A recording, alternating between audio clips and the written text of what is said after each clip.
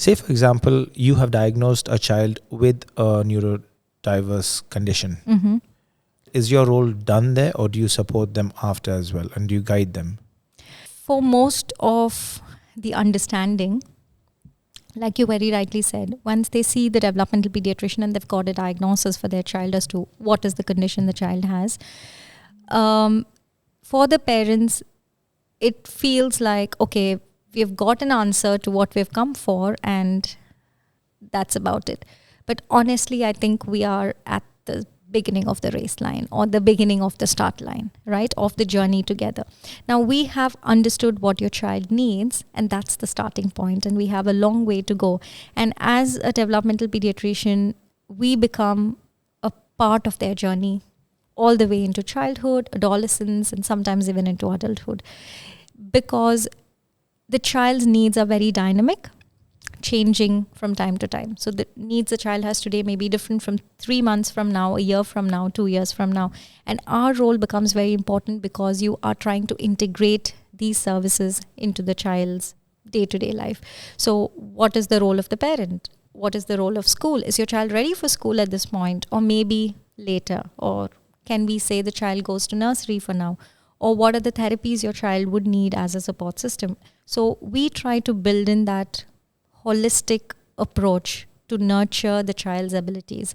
And regular follow-ups become very, very important because you are changing the plans as per the needs of the child, right? So for most parents, we do tell them that this is not the end of what we've had. This is just the beginning, and we have a really long way ahead, a lot of milestones to achieve, a lot of ups and downs we're going to see, and we are going to be a part of your child's care, supervising overall on how, these things are going to be set in line with them to help them obtain their best potential. And the support for the parents? As well, yes. Okay. So that's also the other very important thing, because for parents, especially when, I would say for a lot of parents, it could be very new. They may have just heard this diagnostic condition for the first time, and they have no idea what it's going to be, how it's going to be. And educating them, supporting them is going to be very, very important. And that's again, which we do offer as parent support programs. Myself with a clinical psychologist and a few other team members are going to sit in with the parents to help them understand. Now, in the beginning, this could just be giving them a lot of emotional support, a lot of information to understand what is going to be through.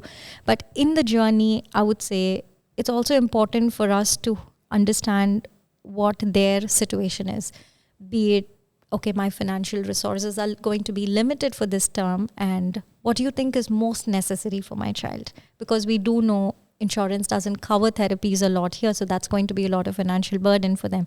So sometimes they have to pick one, although they do understand both is what is necessary. So there is again where our role can come in, saying that, okay, maybe at this point, let's focus on this and let's try work on the other aspects by yourself or through some resources that we can provide to you, and let's go through. So along this journey, this becomes very important. One person who can guide them, who can help them understand what is the right thing to do, or sometimes a lot of alternative therapies come into picture, a lot of people giving them a lot of other advices.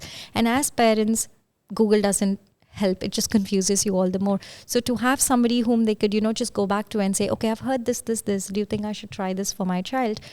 Understanding, because you've been with a child, what helps or may not help. So that is very, very important for a family who can take you along in the child's journey.